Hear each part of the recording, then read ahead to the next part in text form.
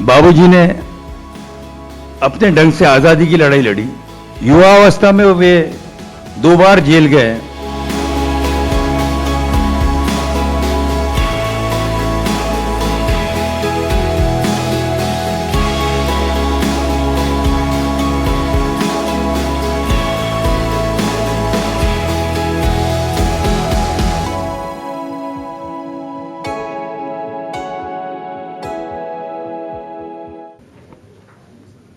नमस्कार। मंच पर उपस्थित परम पूज्य आचार्य श्री लोकेश मुनि जी,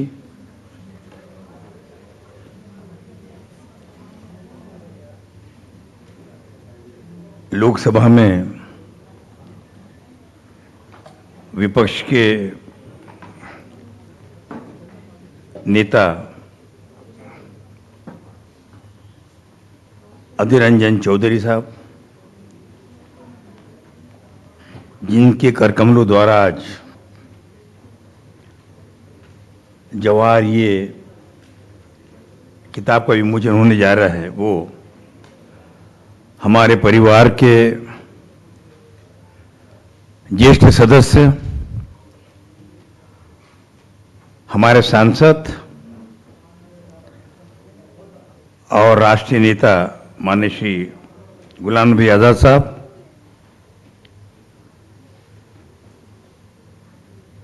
इस मंच पर उपस्थित जिन्हें देश ने विदेश में भी सब लोग प्यार से पहचानते हैं, वे हैं रामदास आठवले जी। आठवले जी, देश और विदेश में बोला आपके बारे में।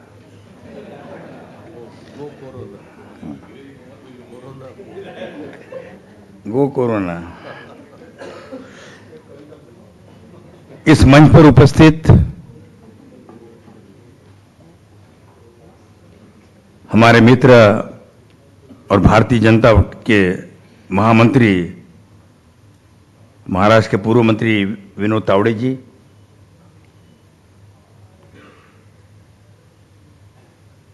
कांग्रेस के ज्येष्ठ नेता, हिंदी भाषा के प्रखर पंडित आदरणीय श्री जनार्दन द्विवेदी जी, हमारी विदर्भ की शान और कांग्रेस के युवाओं के राष्ट्रीय नेता माननीय श्री मुकुल वासनिक साहब,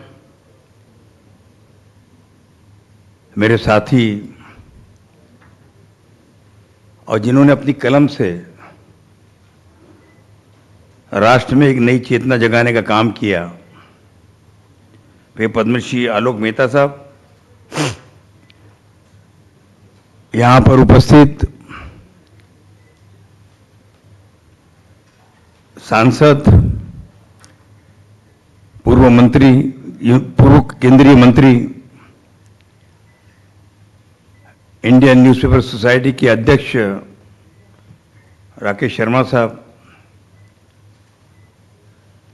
मीडिया के सभी हमारे साथी, कार्तिकेय शर्मा जी जो सांसद हैं अब तो, कार्तिकेय शर्मा जी जी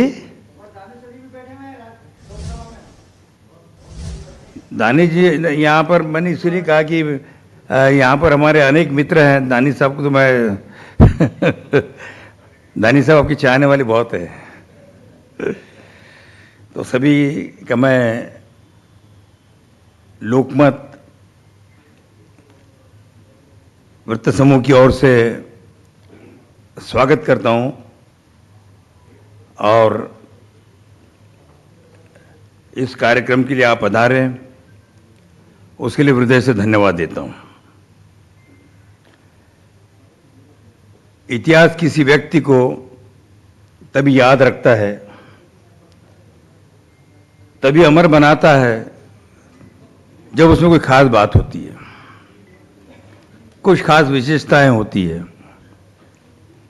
कुछ खास गुण होते हैं और जिसमें वक्त से आगे देखने की दृष्टि होती है, क्षमता होती है,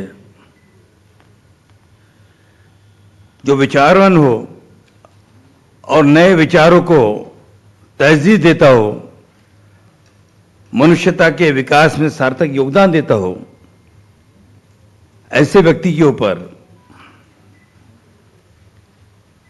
एक किताब बनना चाहिए। ये सोच हमारे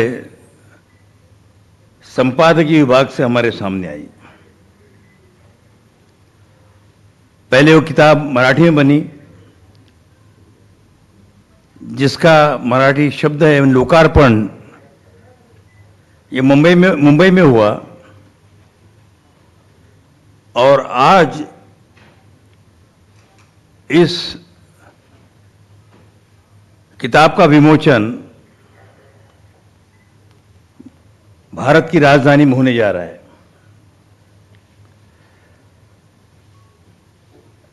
जब मैं इस दृष्टि से सोचता हूं तो मेरे ध्यान में एक बात आती है कि मेरे बाबूजी ज्येष्ठ स्वतंत्रता संग्राम सेनानी थे। वक्त से बहुत पहले और वक्त के बहुत आगे की वो सोचते थे। उनके पास दूरदृष्टि थी। मैं इसलिए नहीं कहता हूं कि वो मेरे महज पिता है। पिता होना स्वाभाविक है, मत पिता का पितापन पाना ये उसके कर्म दृष्टि का फल है, ऐसा मैं मानता हूं। बाबूजी ने अपने ढंग से आजादी की लड़ाई लड़ी। युवावस्था में वे 2 बार जेल गए और सबसे लंबा उनका 2 वर्ष का कारागार था।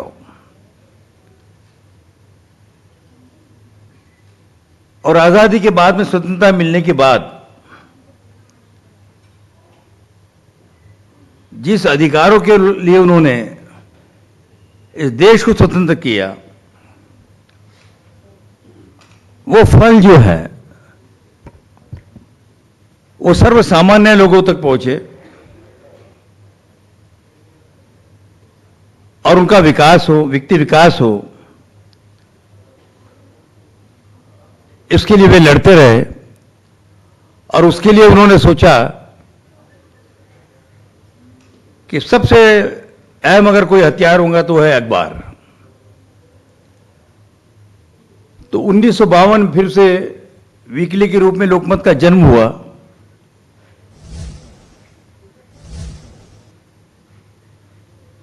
बाद में बाई वीकली बना और 71 के अंदर नागपुर से ये दैनिक के रूप के अंदर प्रकाशित होने लगा। उनकी सोच बहुत साफ थी। वो विचारों से राष्ट्रीय विचार रखने वाले थे। वे धर्म, वे जात पात धर्म से बहुत आगे देखते थे। कभी उन्होंने लोकमत में किसी विषय वर्ग की बात नहीं की, किसी धर्म की बात नहीं की, भाषा की बात नहीं की, मगर उनका एक बात पे बहुत जोर था कि अखबार जो है वो पाठकों का होना चाहिए, वो निष्पक्ष होना चाहिए।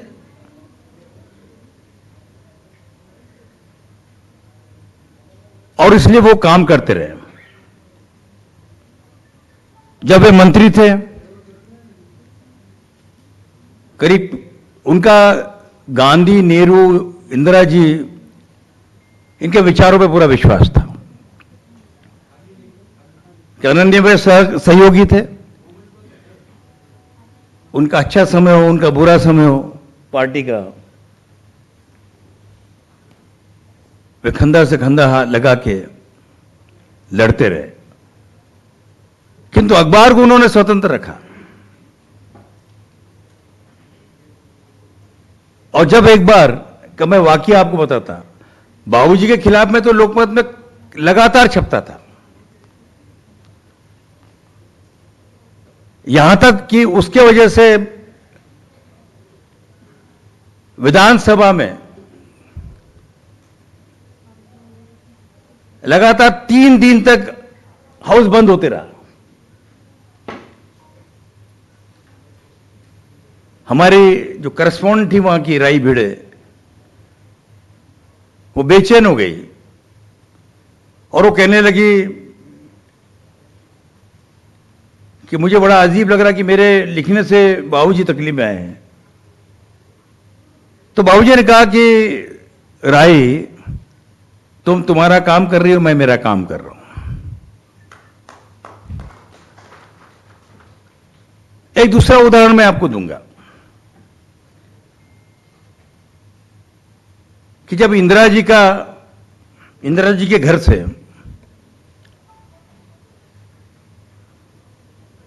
मेनका जी चली गई, उस समय लोकमत के अंदर एक आर्टिकल लिखा गया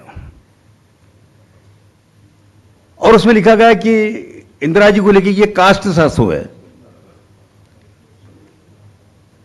अब कास्ट सासू का मतलब हिंदी में कुछ और होता है।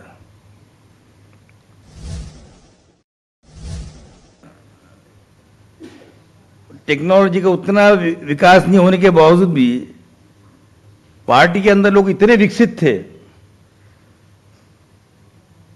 कि छपने के बाद में तुरंत वो इंदिरा जी के पास में खबर थी वो। और इंदिरा जी ने बाबूजी से पूछा, उनको बुला के पूछा, उन्होंने साल्वे साहब से पूछा कि ये क्या लिखा हुआ है, जरा मुझे ट्रांसलेट करके दीजिए।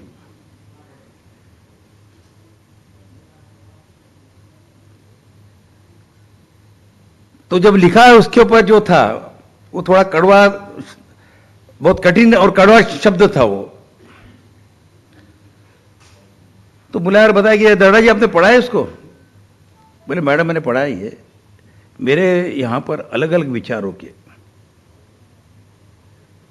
संपादक विभाग में लोग काम करते हैं, मुझे ऐसा लगता है कि हमने ये छोटी मोटी बातों की तरफ ध्यान नहीं देना चाहिए, और करके उन्होंने बात को खत्म कर दी। एक वाकया मुझे और याद आता कि जब इंदिरा जी ने उस समय का युवा नेता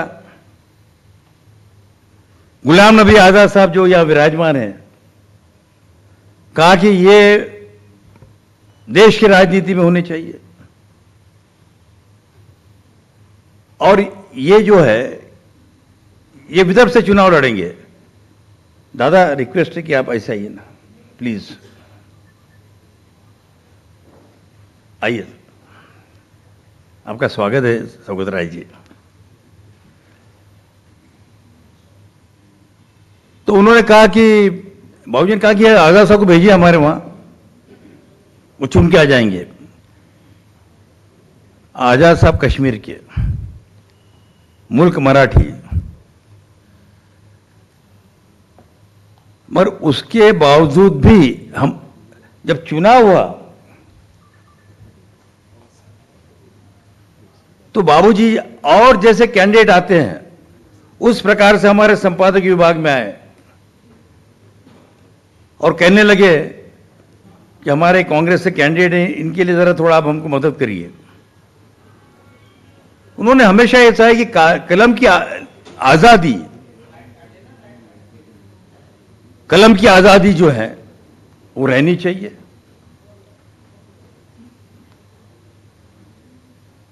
राजेंद्र बाबू भी हमारे जो छोटे भाई साहब है, ये भी महाराष्ट्र के अंदर होम मिनिस्टर थे, एजुकेशन मिनिस्टर थे, इंडस्ट्री मिनिस्टर थे। इनसे पूछिए ना इनको कितना दर्द होता था लोकमत का।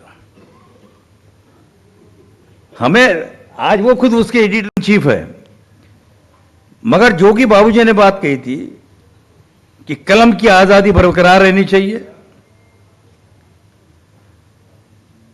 और आपके सामने केवल पाठक और विषय होना चाहिए।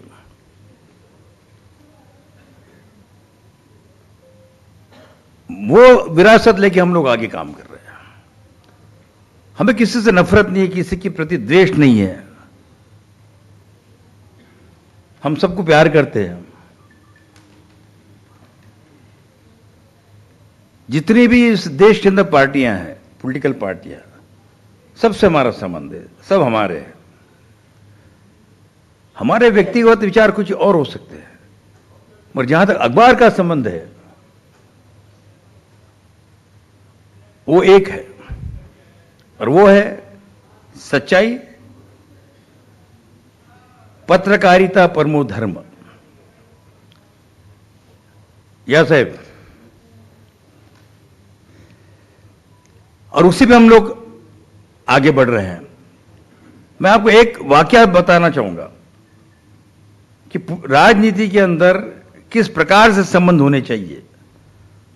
और वो वाकया ऐसा है कि मेरे बाबूजी चुनाव लड़ रहे थे। उस प्रचार के लिए अटल बिहारी वाजपेयी जी आ रहे थे। वो जमाना नहीं है कि जब सैकड़ों गाड़ियां साथ में चलती थी नेताओं की। अधिकतर लोग ट्रेन से प्रवास करते थे। मैं 1962 की बात कर रहा हूं। और अटल बिहारी वाजपेयी जी ये मुंबई से यवतमाल आने के लिए धामनगांव रेलवे स्टेशन पे उतरने वाले थे। उनके लिए उस समय तो जनसंघ था। जनसंघ के एक अध्यक्ष जो थे वो कार लेके वहां पर पहुंचे थे। उसके बीच में ही 5 किलोमीटर पर उनकी गाड़ी खराब हो गई। उन्होंने फोन किया, और फोन भी किससे किया? मेरे पिताजी को, बाबूजी को। क्या कि दादा जी, हम यहां पर अटल जी को लेने के लिए आए हैं। आप तो जानते हैं कि उनकी प्रचार सभा आज शाम को 4 बजे आजाद मैदान में यवतमाल में है। अब कैसा होगा? बाबूजी आप चिंता मत करिए, बोले गाड़ी आने के लिए केवल 20 मिनट बाकी है। उन्होंने 2 मित्रों को फोन किया धामनगांव में, और उनसे कहा कि भाई गाड़ी है? तो बोले गाड़ी है। पेट्रोल है? बोले हाँ पेट्रोल भी है उसमें।